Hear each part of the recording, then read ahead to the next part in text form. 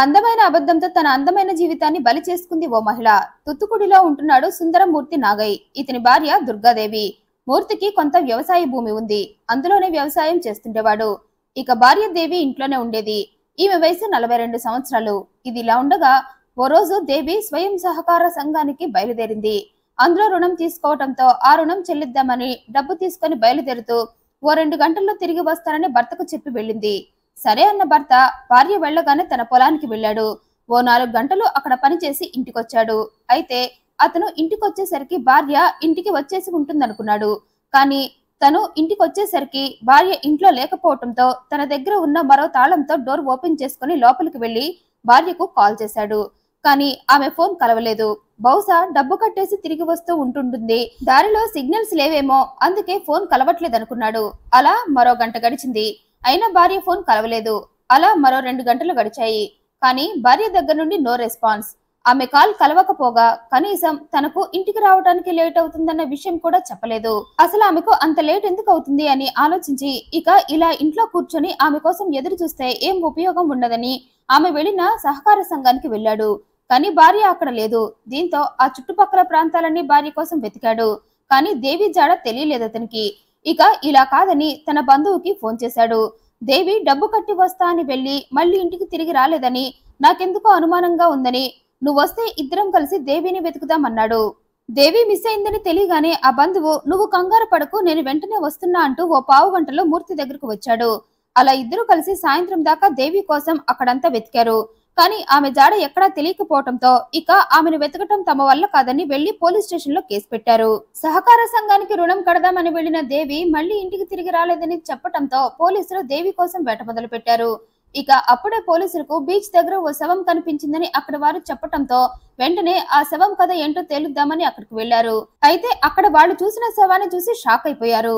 కారణం, వాళ్ళు అప్పటిదాకా వెతికిన దేవినే వారికి ఆ బీచ్ ఒడ్డున శవంగా దర్శనమిచ్చింది. దీంతో వెంటనే ఆ విషయాన్ని దేవి భర్త మూర్తికి చెప్పారు. శవాన్ని పరిశీలిస్తే ఆమె ఒంటిపై బంగారం లేదు, తలపై గాయాలున్నాయి. వాటిని చూస్తే కొట్టిన దెబ్బల్లా ఉన్నాయి.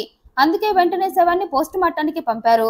అందులో ఆమెపై దాడి చేసి చంపేశారని తేలటంతో తమ అనుమానమే నిజమైందని, దేవిని ఎవరో చంపేసి పోయారని, ఆమెను చంపింది ఎవరా అని ఎంక్వైరీ మొదలుపెట్టారు. ఆ క్రమంలోనే దేవి భర్త మూర్తిని ప్రశ్నించారు. దేవి అంటే పడని వాళ్ళు ఎవరైనా ఉన్నారా అన్నారు. దానికి మూర్తి, దేవికి శత్రువులెవరూ లేరని, ఆమె అంటే పడని వాళ్ళెవరూ లేరన్నాడు. మరో పక్క పోలీసులకు ఈ కేసు గురించిన ఎలాంటి క్లూ శవం దొరికిన స్పాట్ లో దొరకలేదు. దీంతో వారు ఆ శవం దొరికిన చోటు నుండి ఆ ప్రాంతంలో ఉన్న అన్ని సీసీటీవీ ఫుటేజ్లను పరిశీలించారు. ఇక అప్పుడే ఓ కారులో ఓ వ్యక్తి ఓ మూటను అందులో నుండి దింపి దాన్ని నేరుగా బీచ్ దగ్గరికి తెచ్చి మూట విప్పి అందులో ఉన్న దేవి శవాన్ని ఆ బీచ్ ఒడ్డున పడేసి వెళ్లినట్లు తెలిసింది. అది చూసి పోలీసులు ఇక ఈ కేసులో కీలకమైన క్లూ దొరికింది అని, ఆ శవాన్ని ఆ బీచ్ దగ్గర పడేసిన వ్యక్తి ఎవరా అని ఎంక్వైరీ మొదలు పెట్టారు. అతి కొద్ది రోజుల్లోనే ఆ వ్యక్తి అరుణ్ అనే వ్యక్తిగా తెలుసుకొని అతన్ని పట్టుకుందామని కాలేజీకి వెళ్లారు.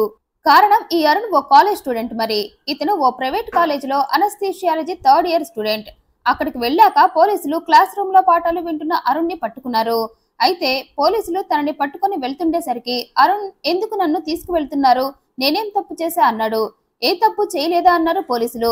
నేను ఓ కాలేజ్ స్టూడెంట్ ని, నాకు క్లాసులు ఎగ్జామ్స్ నే ప్రపంచం, అలాంటప్పుడు నేను ఎలా తప్పు చేస్తానన్నాడు. ఆ సమాధానానికి పోలీసులకు చిరాకొచ్చింది. నీకు మరో ప్రపంచం, అదే నేర ప్రపంచం కూడా ఉంది, అది మాకు తెలిసిపోయిందంటూ అతన్ని కఠినంగా విచారిస్తూ బీచ్ లో దొరికిన శవానికి నీకు ఆ హత్యకు సంబంధం ఏంటో చెప్పమన్నారు. నువ్వు దేవి శవాన్ని కారులో నుండి దింపి బీచ్ లో పడేయటం మేం అక్కడ ఉన్న సీసీటీవీ ఫుటేజ్ లో చూసామనటంతో పోలీసులకు తన గురించి తెలిసిపోయిందని అర్థమయ్యి ఇక తప్పదని తన నేరాన్ని ఒప్పుకున్నాడు. దేవిని నేనే చంపానని చెప్పాడు. ఆమె వయసు 42 సంవత్సరాలు. నీ వయసు చూస్తే 20 ఏళ్లే. మరి అంత పెద్ద వయసు మహిళతో నీకెలా పరిచయం అయింది, ఆమె నీకేమైనా బంధువా అన్నారు. బంధువు కాదు గాని ప్రియురాలన్నాడు. అది విని ఆశ్చర్యపోయారు పోలీసులంతా. ఏంటి, నీ వయసుకి డబుల్ వయసున్న దేవి నీ ప్రియురాలా అన్నారు. శృంగారం చేయడానికి వయసుతో పనిలేదు కదా సార్ అన్నాడు అరుణ్. ఈ దేవికి తనకు ఎప్పటి నుండో పరిచయం ఉందన్నాడు. ఆ పరిచయమే చనువుగా మారి ఇద్దరు శారీరక సంబంధం పెట్టుకున్నామన్నాడు. దేవి ఎన్నోసార్లు తన భర్త కళ్ళు కప్పి నాతో గడిపిందన్నాడు. భర్త పొలానికి వెళ్ళినప్పుడల్లా తనని ఇంటికి పిలిపించుకునేదన్నాడు. లేదంటే తనే నా గదికి వచ్చేసేదన్నాడు.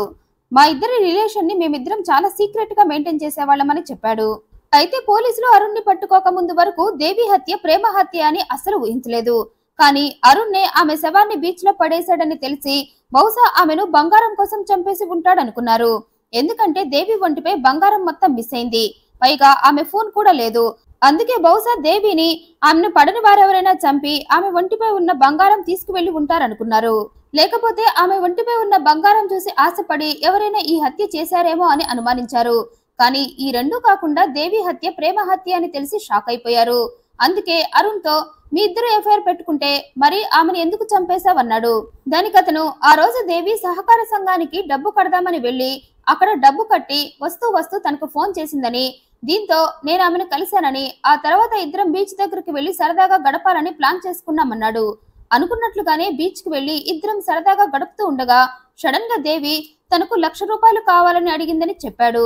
అయితే ఆ 1,00,000 నేను ఇవ్వనన్నానని, దీంతో ఆమె నాతో బెదిరింపులకు దిగిందని, నేను 1,00,000 రూపాయలు ఇవ్వకపోతే మా ఇద్దరి మధ్య ఉన్న ఎఫ్ఐఆర్ ని బయట పెట్టి నా పరువు తీస్తానని బెదిరించిందని, ఇక ఆ బెదిరింపులకు నాకు కోపం వచ్చి ఆమె బ్రతుకుంటే అన్నంత పని చేస్తుందని ఆమెను నా కారులో ఎక్కించుకొని వెళ్తూ దారిలోనే కారు ఆపి ఆమెపై దాడి చేసి చంపేశానన్నాడు.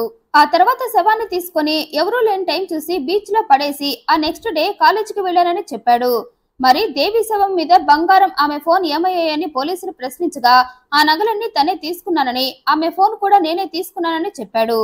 ఒకవేళ ఆమె ఫోన్ పనిచేస్తే తన గురించి ఏమైనా తెలిసిపోతుందేమో అన్న అనుమానంతోనే ఆమె ఫోన్ తీసుకొని ఫోన్ ని స్విచ్ ఆఫ్ చేశారని చెప్పాడు.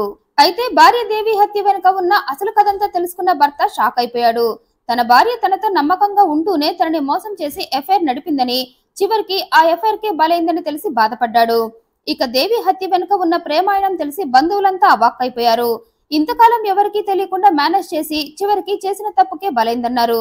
1,00,000 రూపాయలకు కక్కుర్తి పడి చివరికి ప్రియుడి చేతుల్లోనే ప్రాణాలు పోగొట్టుకుంది దేవి. మనిషి ఎప్పుడైనా కష్టపడి సంపాదించుకోవాలి, కానీ ఇలా అప్పనంగా ఇంకొకరి సొమ్ము కొట్టేయాలి అనుకోకూడదు. అరుణ్ చేసింది తప్పే, కానీ దేవి డబ్బు కోసం ఆశపడి ప్రాణాలు పోగొట్టుకుంది. కష్టపడకుండా డబ్బు కావాలి అనుకుని చుక్కల్లో కలిసిపోయింది. ఈ వీడియోపై మీ అభిప్రాయాన్ని కమెంట్ రూపంలో తెలియజేయండి. మరింత ఇంట్రెస్టింగ్ అండ్ జెన్యూన్ ఇన్ఫర్మేషన్ కోసం మీ వీడియోని లైక్ చేయండి, షేర్ చేయండి, మా ఛానల్ సబ్స్క్రైబ్ చేయండి. Thank you for watching.